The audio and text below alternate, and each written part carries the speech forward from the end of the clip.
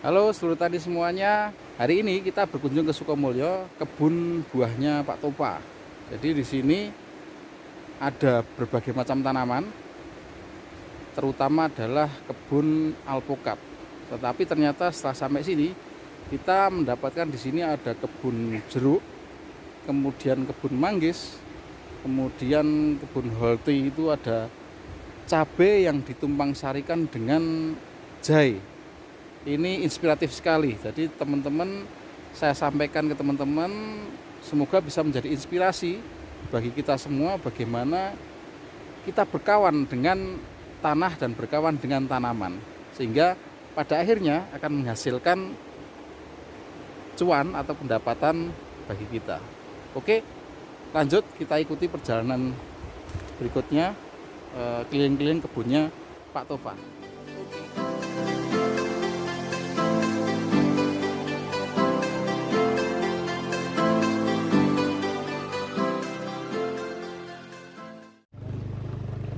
Halo sahabat-sahabat semuanya, kita sudah sampai lokasi di kebun buahnya Pak Tofa. Tempatnya sangat tinggi sekali, ada di sebuah bukit karena memang kebun buah ini merupakan satu bukit tersendiri yang dibeli Pak Tofa kalau tidak salah 5 tahun yang lalu, dan sekarang sudah jadi seperti ini. Ternyata banyak tanaman yang mulai masuk dari kebun tadi sudah kita temui. Ada tanaman jeruk, manggis, kemudian bunga mawar, dan ada lagi banyak tanaman jahe serta tanaman merica, teman-teman. Ternyata tanaman jahe ini ditumbang sarikan dengan cabai, teman-teman. Nah, posisinya sekarang memang tanaman cabainya sudah selesai berproduksi. Kemudian untuk jahenya masih ada di guludan, jadi itu menunggu harga bagus untuk nanti mau dibongkar. Oke, ini kita lihat tanaman alpukatnya yang masih muda, dan kita telah sampai di gubuknya Pak Topa, KBLS ya, kebun buah lereng Sumbing. Waduh, namanya eksotis. Ini tanaman merica. Merica ini adalah tanaman merica perdu ya, teman-teman. Jadi bukan merica yang solor naik ke atas. Ini dibudidayakan dengan cara stek tunas buahnya. Jadi tumbuhnya tidak menyolor ke atas, jadi bentuknya perdu, sudah bisa keluar dan tidak panennya tidak susah-susah, jadi panennya sangat mudah sekali. Nah, dan ternyata kita langsung diajak jalan-jalan sama Pak Topa, itu yang pakai baju merah itu. Kita diajak keliling-keliling. Pertama-tama kita temui tanaman jeruk. Ini jeruk nipis Jawa yang kulitnya tipis tapi isi airnya banyak. Kemudian ini tanaman manggis. Kemana ya, kita mau diajak terus turun mengikuti Pak Topa, manut saja ini. Ya, ini tanaman alpukat yang sudah keluar sekitar 1 kintalan lebih ya.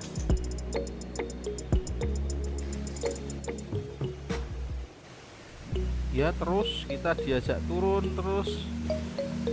Sepertinya tempat ini memang sudah ditata ya. Dulu awalnya di sini masih seperti bukit, satu bukit itu, artinya sekarang sudah ada jalan turun, sudah tertata dengan baik.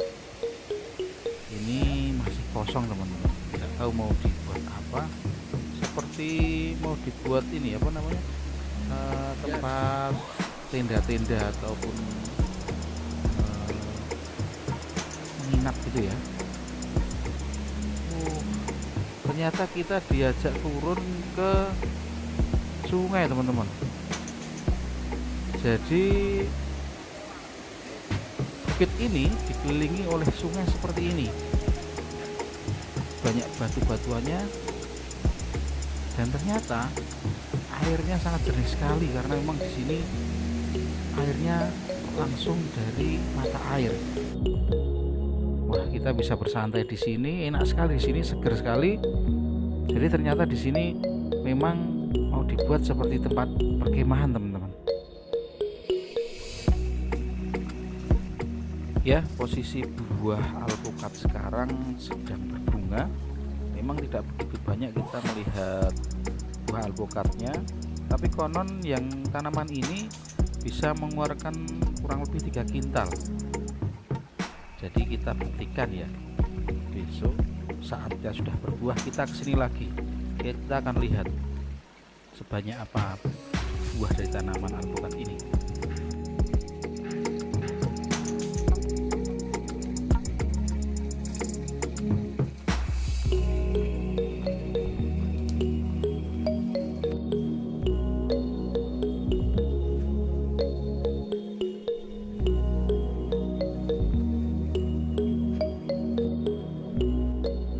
Kita lihat teman-teman, di gulutan-gulutan ini penuh dengan tanaman jahe ya, karena memang tumpang sari jahe dengan tanaman cabai.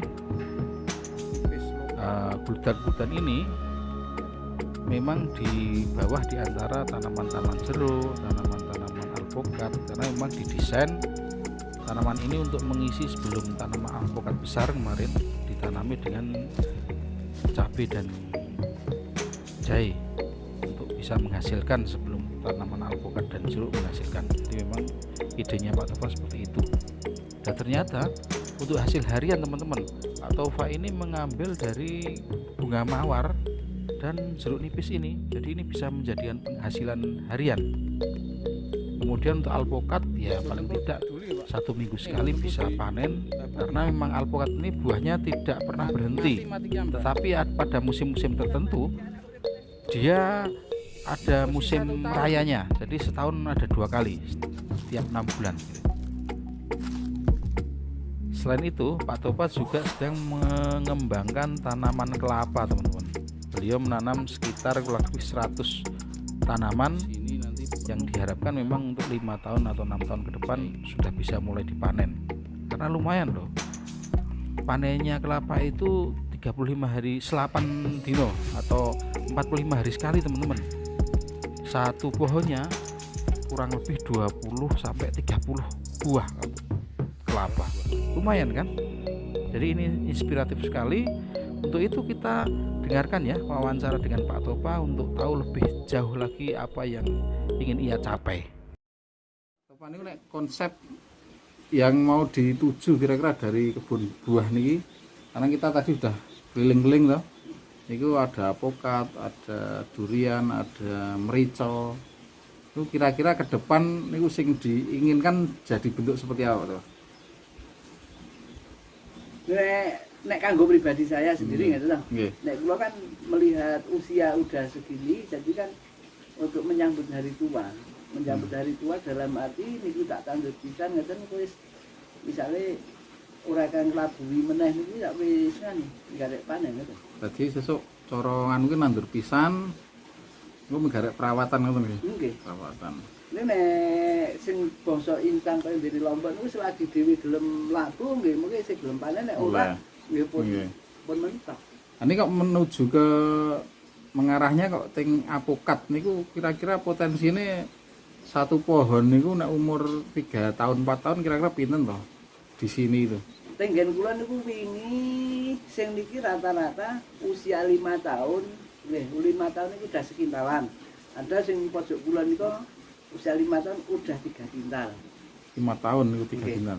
Padahal alpukat niku kan berbuahnya sepanjang tahun toh. Maksudnya ada musim tertentu napa sepanjang tahun ngembang, habis ngembang gitu. Nek gen kula niku setiap hari ada alpukat niku, maksudnya ora hitung sithik-sithik nek mengke nek sing akeh niku 1 tahunnya 2 kali. Terus 1 tahun 2 kali itu akan ada panen raya. Nggih. Oh, nggih. Jadi nek setiap hari nggih tetap ada karena begitu selesai berbuah dereng rampung niku pun kembang meleh. Contohnya niku sing pentil enten sing tuwa enten ajeng niku seminggu yang lalu baru tak PI ya toh. Nggih. Oh. Ana sing wingi oke. Ning pas mau puasa niku kathah ajeng niki mengke kathah meleh. 6 bulan lagi. Nggih. Nek sing siklus banyaknya gitu toh nggih. Berarti sing mriki paling banyak alpukat nggih.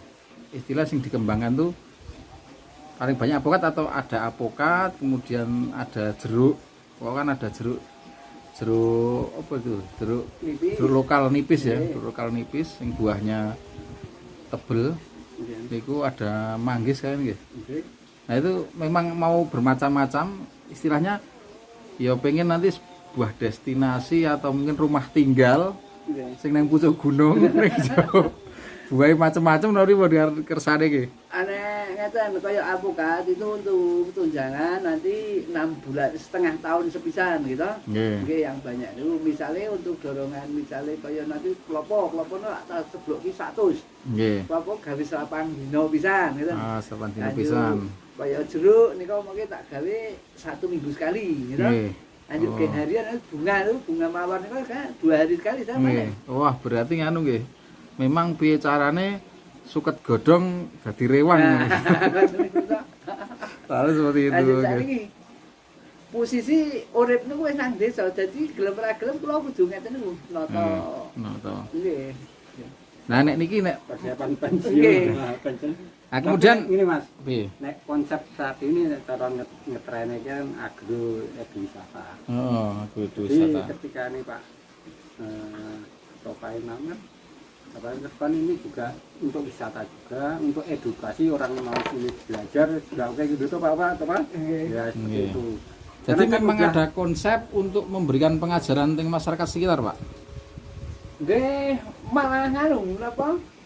Nek masyarakat mriki khususnya niku malah jarang lah. Nek saking Jawi, misalnya koyo saking daerah Kuwaduran, Mertoyudan, itu kan kathah niku. Kathah nggih. Makanya biasanya kathah niku pas niku. Pas penanaman. Oh, penanaman. Nggih. Jadi ning mriki memang ana nanem lombok. Nanem jahe nggih. Dadi teng mriki khusus yang untuk tumpang sari itu lombok dengan jahe nggih. Nah, jadi bisa belajar intine bertanam tumpang sari untuk tanaman cabai dengan jahe nggih. Karena kalau diduduk niki sak gunung niki ya nek ming 10 ton enten nggih. Yang tersimpan niku. Nggih, pokoke sekitar semoten niku. Oh, nggih, cara nek pas rada butuh duit sithik ya teko medhuk lemah ngoten ceritane. Nggih. Jadi kepripun menjuk wis nek biyen urip nang kutha gitu ngoten niku ana. Dadi nek sakniki wis nang desa ya memang kudu ngoten niku wis kepetok karo kemendak wis. Aku iki sing dhewe iki sing ditolak-tolake ana kan Mas. Pole wong tani niku raja kaya, dadi sapi. Lah niku dadi konsepe wong tani kudune duwe tanduran niku. Karena sing diarah kan nganu to, Pak. Harian. Nah, harian mungkin saka bebek, ngingu bebek ndoke metu. Dadi hariane bebek, gitu. Kemudian yang 2 mingguan sayur-sayuran gitu. Sayur-sayuran kaya cesin dan sebagainya itu kan 20 hari pun petik. Nah, mungkin yang 3 bulanan iwak, jair, bawal dan sebagainya niku dipanen sekitar 3 bulanan. Lah mungkin sing setengah tahunan apokat gitu. Jadi intinya ora tau mandek-mandek duwite niku oleh ora tau mandek-mandek. Nah niku niki mawon pripun nggih. Nek mung gawe kehidupan wong ming sak urip biasa gitu. Misale nggih harian kembang karo anu napa jeruk niku pun cukup. Oh, anu apa tadi? Entres. Entres mah tak mbon tak hitung. Oh, menten mbon tak hitung. Kembang niku kembang napa? Kembang mawar niku. Oh, enten kembang mawar. Nggih. Oh. Tapi saya 3 dino. Oh. Niku 2 hari sekali ngepek. Nek di mau lebaran itu larang tuh sampai 500 per kilo.